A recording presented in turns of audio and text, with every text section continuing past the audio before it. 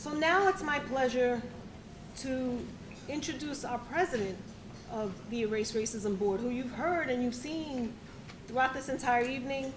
But I want to tell a little story about how I got involved with Erase and how I met Elaine. So it was, like I said, 2002, when I first started to hear a little bit about this organization through a dean that I worked with, who was a mentor of mine, who was here, our founding chair and president of the board, Dr. Al Jordan. And Al asked me, would you get involved with this training that we're going to do that talks about inclusion and institutional racism? And I said, sure. And I had the pleasure of working with Elaine to train students who were in our medical school at the time at Stony Brook University to talk a little bit about what it meant to really understand not just daily indignities and how people could potentially not be served properly through a structure of racism, but also to talk a little bit about what it means and what the impact is on these behaviors in people's treatment, service, and their feeling of inclusion in all levels. And we just hit it off. You know when you start to work with somebody and you realize you can have a real conversation? Right? You guys are having real conversations tonight, I hope. Like, this is the catalyst for starting to do that.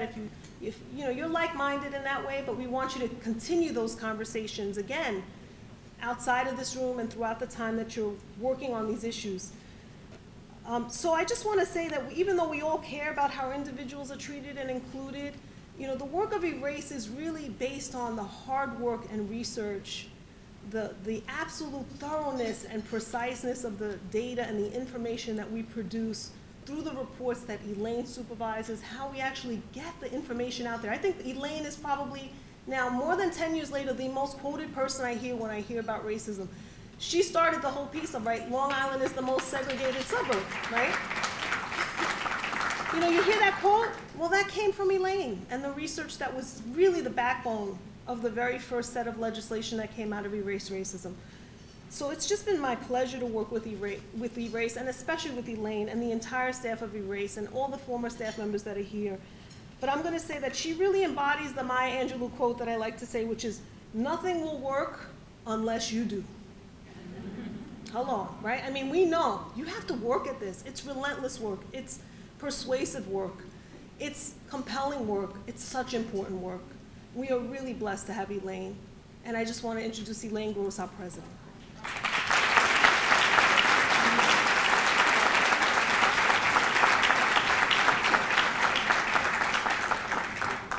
Thank you, and good evening, everyone. Thank you so much for joining us and making this a successful evening.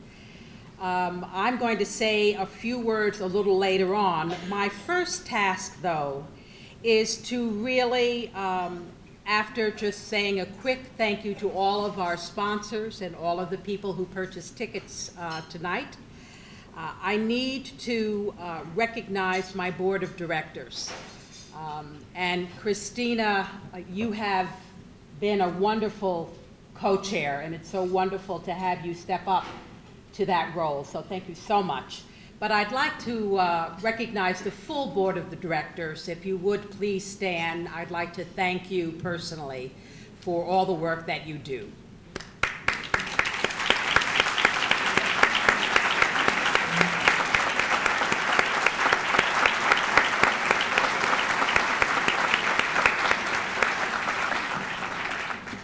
The work of the board is really a labor of love, and sometimes it's one of those thankless jobs. and anyone who runs an organization knows that. We also have people who are called College of Advisors, and that's that next circle out. They don't have the fiscal responsibility, but they are really advisors to us, and they help us know how we're seen in the outside world. So I want to make sure that I acknowledge them, and also that I acknowledge my staff. And people have said that it's tiny. You know, in addition to me, there are just 3 other full-time staff. We use a lot of volunteers and we use interns and such, but it comes down to the staff in the end.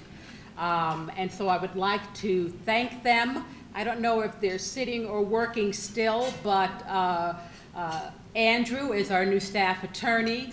Nusat is the new community organizer. And everyone knows Shirley, who has responsibility for coordinating this event. Thank you, Shirley. There she is in the back.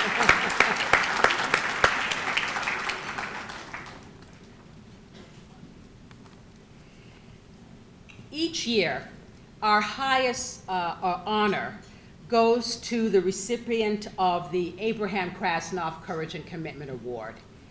And at this point, I don't know how many people knew Abe personally, but he was such a champion of Erase Racism. He was a kind man to me. He was the original chair of the board, and he was personally supportive to me in my role, as well as a major donor and supporter of the organization. And in his business life, he carried forth his principles, put his principles to work. And so the Abraham Krasnoff Courage and Commitment Award, it's something that is very close to me personally and certainly very close to the organization. And we try to recognize someone that shares Erase Racism's zeal for racial equity and who, in the spirit of Abe, is making a difference in the fight against racism. And so we're very pleased to recognize Peter Edelman with this award this evening. I should mention that, you know, in your journal, not only do you have my letter, but you have the full bio of Peter and all of the people that we've recognized today. Peter has been a singularly courageous and consistent voice for the voiceless in all that he has done. He has served in all three branches of the federal government. He is the Carmack Waterhouse Professor of Law and Public Policy at Georgetown University Law Center, where he teaches constitutional law and poverty law, and he is the faculty director of the Georgetown Center on Poverty and Inequality. Would you please join me in welcoming Peter to the podium?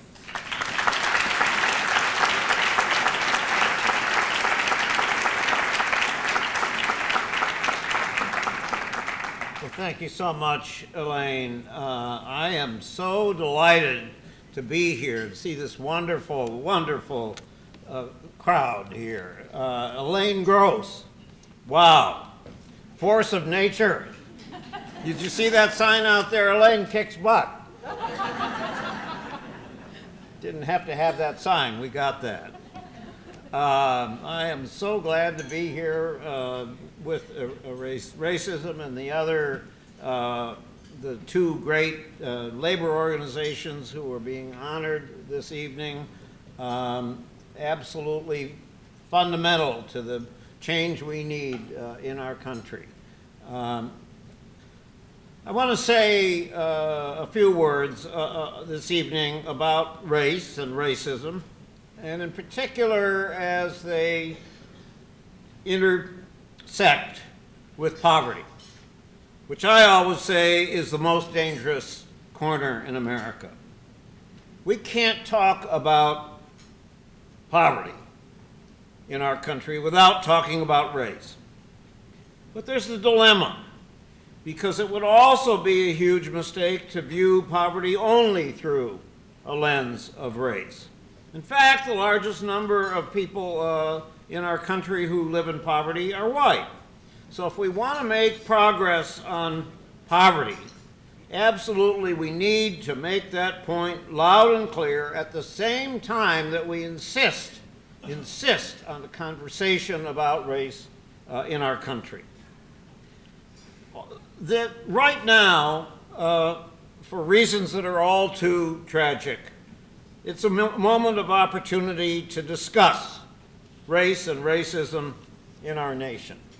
And we must seize the moment. I don't need to tell you. Ferguson, Police officers have been killing unarmed African American men and women for a long time. But now our nation sees. Now, finally, it can't avert its eyes. And we must act now. Not just body cameras. We have to dig a lot deeper. What about the hiring and the training of law enforcement personnel? What about reforming sentence?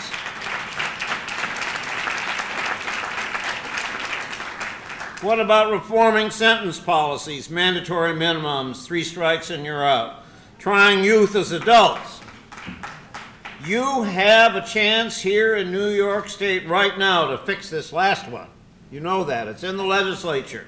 I hope you do it. I hope you let your legislators know that this needs to happen right now. I was the Youth Corrections Commissioner in this state in the late 1970s, and I remember vividly, this was only one of 3 states in the country in which 16-year-olds, people who committed crimes at the age of 16, were adults for all purposes.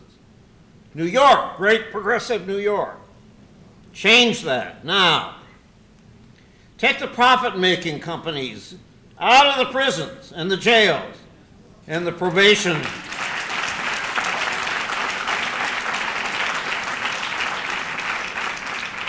But if we're talking about mass incarceration and all of that, we also better talk about opportunity for our young people. We have to dig deeper. Mass incarceration is just one of the places where race and poverty intersect. We need to dig deeper. Schools, low-wage work, housing, health care, the whole question of where people are allowed to live, whether by law or by practice of banks and realtors. You know that here on Long Island. Places intimately related to the intersection of race and poverty, we have to dig deeper.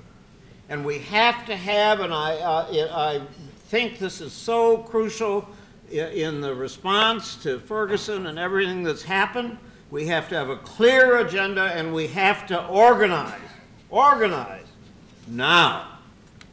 The problems aren't the same now, at least in their details. Racism and poverty have changed over the past years, and we need to be clear that we have made progress. Although we still have the old discrimination. Yes, we have gotten rid of state-mandated segregation. We have. But we still have the old discrimination in too much measure of intentional bias and the need to stop it, as you are with your lawsuit in Smithtown. And now we have the new racial world of structural racism and implicit bias, just as clearly and even harder to weed out. But do not believe those who say we have made no progress. Too many politicians say that nothing we did worked. We need to talk back. Poverty in this country was, in 1979, when we started to measure poverty, 22% of Americans were poor. That went down over the period of the next 14 years to 11%. African American poverty, when we started measuring, 55% of African Americans were in poverty, 32% by 1973. From the New Deal to now, look at the things that we have done that work, that make a difference. Social Security, Medicare, Medicaid, food stamps, Pell Grants, on and on. Then through the Affordable Care Act as well as the historic civil rights laws of the 1960s. We would have 92 million people in poverty right now instead of the 45 million we have, too many, instead of the 45 million that we have, if we did not have the policies and programs that we do have. The policies work, and we need to say that out loud. But we also need to understand why there's still 45 million people who are poor. There are a lot of things that have happened, and some of you with a little gray in your hair will remember. There a lot of things that are different from what we had in 1968. We've become a low-wage nation because of what happened with globalization, what happened with technology, what happened to unions. And so we need to fight for not just a minimum wage for everybody, but really all of those things that are necessary to get a living wage for every American, black and white, brown, all people of color. And then, along with that, in a terrible combustible combination, we have so many women now who are raising their kids alone, and they're out there and they cannot make it on the low-wage jobs that we have.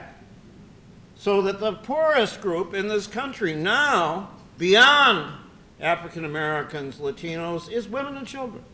Over 40% of women and children in our country are poor. That is scandalous. We didn't foresee that. We didn't foresee what happened to our public schools. We didn't see mass incarceration coming down the road. We didn't see what's happened to affordable housing and homelessness. We didn't see how concentrated poverty in inner cities and rural areas, and now we're seeing in suburbs, as you know. We thought we would have done better by now. Deep poverty, poverty of people that's below half the poverty line, below $10,000 for a family of 3. We tore a huge hole in the safety net in our country with the 1996 Welfare Act, and now we have 6 million people in this country whose only income is from food stamps. Unacceptable. And we have the continuing ugly racial politics too often in our country. It's a racial politics that we saw in the enactment of that so-called welfare reform. It's obviously part and parcel at the heart of the mass incarceration. This is clearly about race.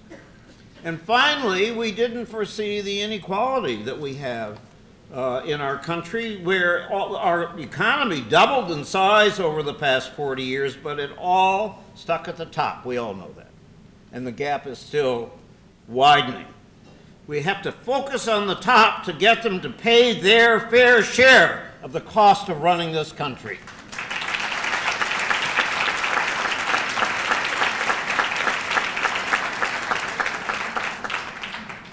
I worry for our democracy, for the political power of the people at the top who have all of that money to spend on our politics and what they can do to the functioning of our economy. I really worry for the very future of our country. We have to fight back. We've become a society of gated communities and ghettos, yachts and people with no boats at all, private jets and children whose wings are clipped long before they could even consider flying. We need a duality of politics. We need a politics that emphasizes everything that we share, everything that is the same for all of us, regardless of black, white, brown. But we also need the specificity of race in the discourse. We need both, and I think it is possible. Our work is to create a vibrant economy for everyone, good jobs, strong families, healthy communities, affordable housing, great public schools, excellent health and mental health care, and human services of all kinds, a criminal justice system that's truly just and respectful for all, justice, not charity. And in all of that, we must lift up the issues of race. This is our agenda, and we have to work harder. I always close with a short quote from Rabbi Abraham Joshua Heschel, Dr. King's dear friend, a dearly spiritual man, author of many books of great length. But here's a tweet before there was Twitter, if you will. He said, We're not all guilty, but we are all responsible. I'm so glad to have the chance to be with you. Thank you so much for this award and allowing me to share these thoughts this evening.